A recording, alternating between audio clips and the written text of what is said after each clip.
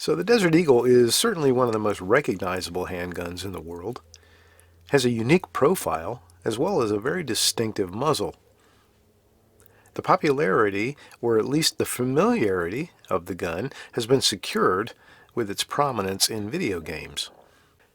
Pretty much every kid in America, and probably in all of Western civilization, knows what a Desert Eagle is just by sight.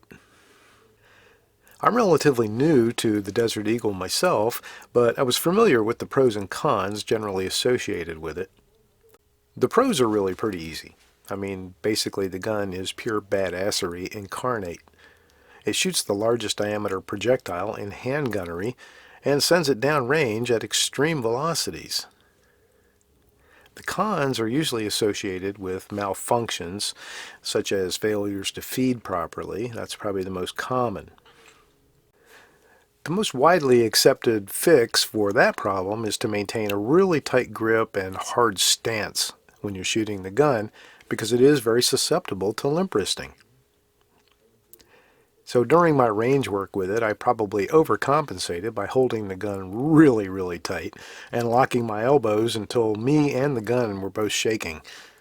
Okay, these are my very first shots with the .50 Action Express in the Desert Eagle. I've shot this Desert Eagle many times in the past, but I have never shot .50 caliber with it. So I just got the .50 caliber barrel, some .50 caliber ammo. Let's give it a try. I'm starting out with the Desert Eagle brand, actually, Magnum Research brand. I believe it is 300 grain, jacketed hollow point. I don't think they say the speed, but let's see if I can hit that target.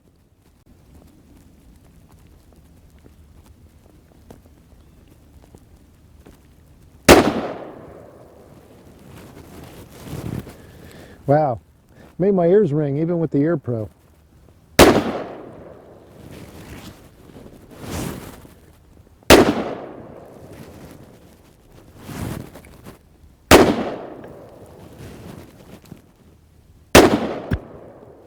All right,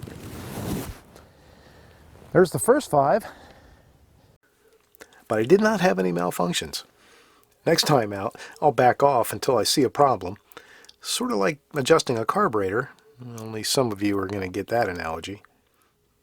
The Desert Eagle, for those of you who are not terribly familiar with it, is a gas-operated, rotating bolt semi-automatic pistol. The bolt in the Desert Eagle looks very much like the bolt in your AR-15.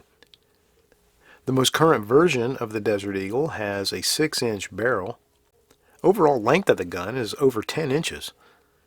The .50 caliber actually has a bore diameter of .495, and that's done for regulatory reasons.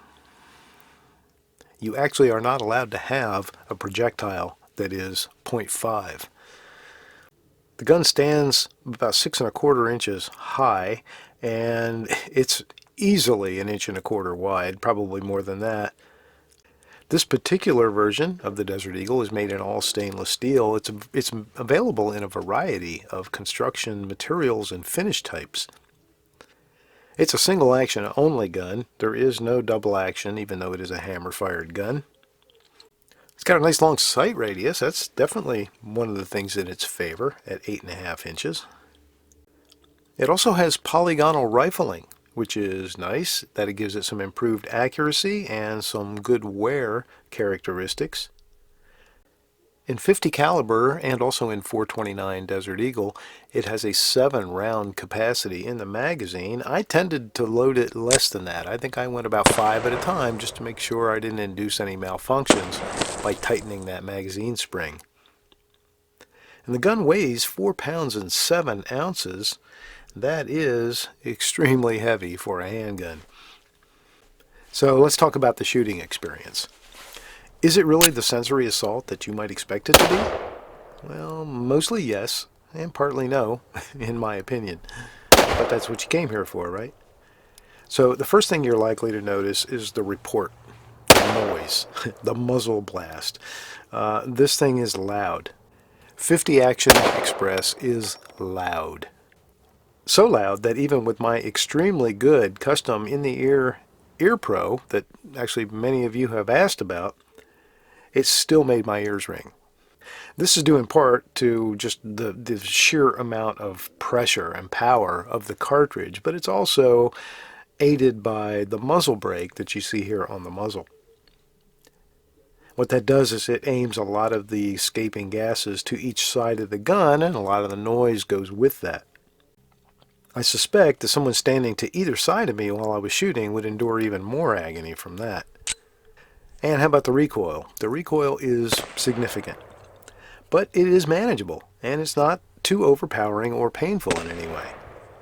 The weight of the gun, at nearly 4.5 pounds, combined with the good ergonomic design of the grip, really does soften the blow. I also like this rubber wraparound grip too, because that adds even more cushion. But is it accurate, you ask? Well, I was actually impressed by how accurate the gun is, especially despite me having St. Vitus dance while I was shooting it, because I was really shaking this gun. It took me a long time between shots just waiting so I could get what I thought was a good sight picture, because I was holding it so tight and it was shaking so much. A better shooter, or perhaps me with a good rest, could undoubtedly make very impressive groups.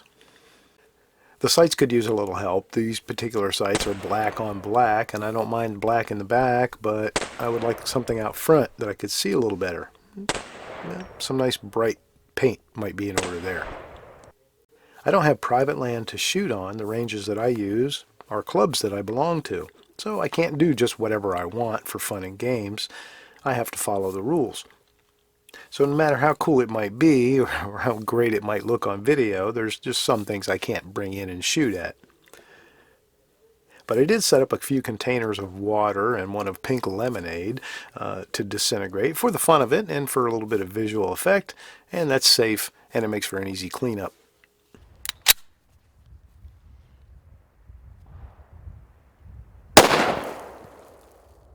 Damn.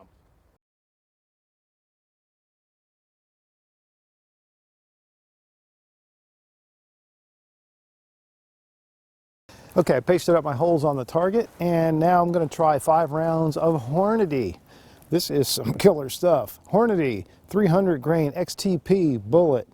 300 grain bullet going 1,475 feet per second. That's what I'm talking about.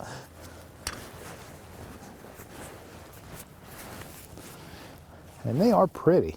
They're almost too pretty to shoot. The Hornady.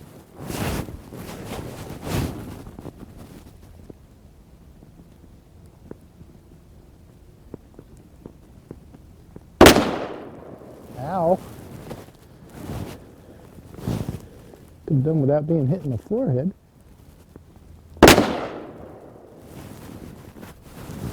Well, these are definitely printing higher.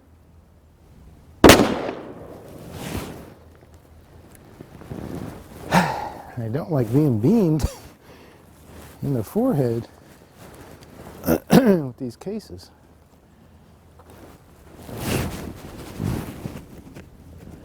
Not enjoying that at all.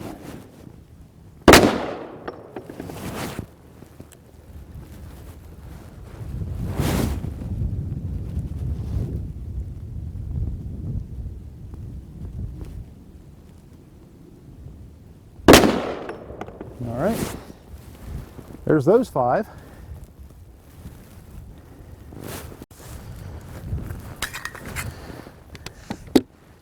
That was the Hornady. Now I'm going to check my forehead, make sure I'm not bleeding.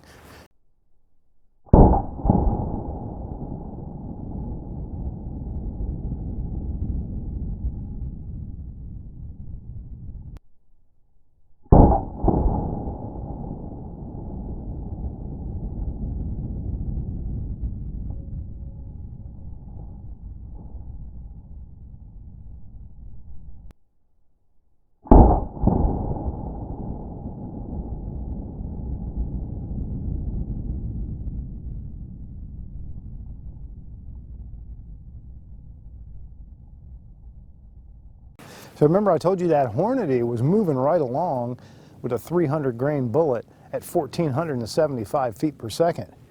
Well, the folks at Underwood said, "Here, hold my frosty cold beverage."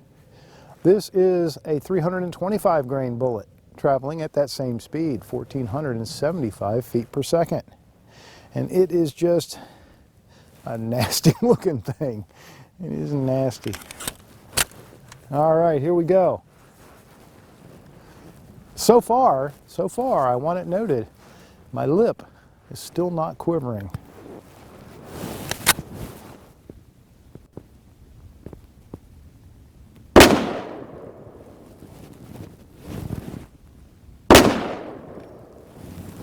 Damn it. I don't like the way they keep hitting me in the head. All right, hold on. All right, let's try this. I don't think I can take a couple of more of those things hitting me in right in the center of the forehead like that. Gotta tell you, that hurts. All right, here we go. I think I got 2 more in here.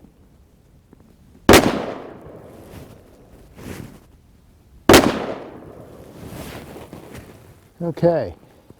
Well, I didn't feel any bounce off my hat, so kind of just goes to figure, doesn't it? I guess it figures you put on a hat and then you're protected. I could definitely kind of feel the difference on those last 5. They were quite warm. 50 caliber in general is pretty hot stuff, even coming out of a heavy gun like this. So,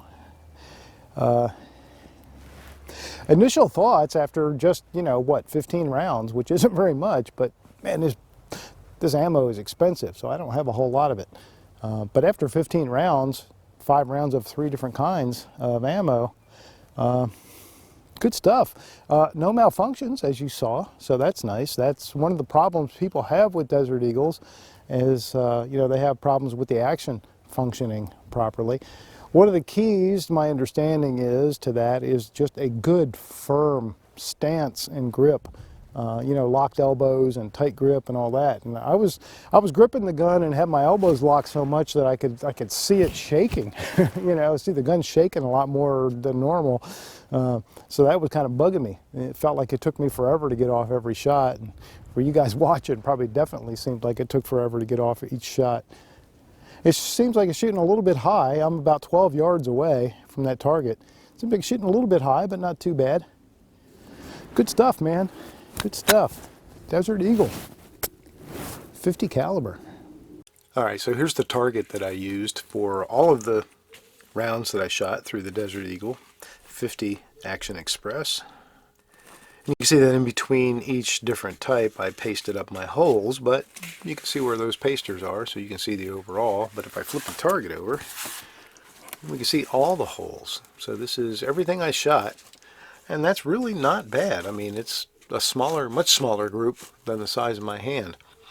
So if we go to the extreme, we're still 4.5 inches. So 4.5 inch group of everything I shot is not bad, again, considering how bad a job I was doing shooting and how much shaking was going on. But really, when I kind of settled down, and I think this last group was very nice. So I'm very impressed with those last 4 rounds there. And part of this is just learning where it's going to hit. You know, learning the sight picture, where to hold, and all that kind of stuff. And so maybe if I do something with that front sight, put a little color on it, and put the gun on a rest, I probably could make some nice groups. I think this thing has the potential to be a very accurate and certainly extremely powerful handgun. So, I don't know, it might be fun to test the 3 different calibers that I have for it and see how they perform. And don't worry, you'll see this Desert Eagle again. I have 3 barrels for it. I have 50 AE, 44 Magnum, and the new 429 Desert Eagle. I think maybe a comparison of those 3 cartridges might be in order.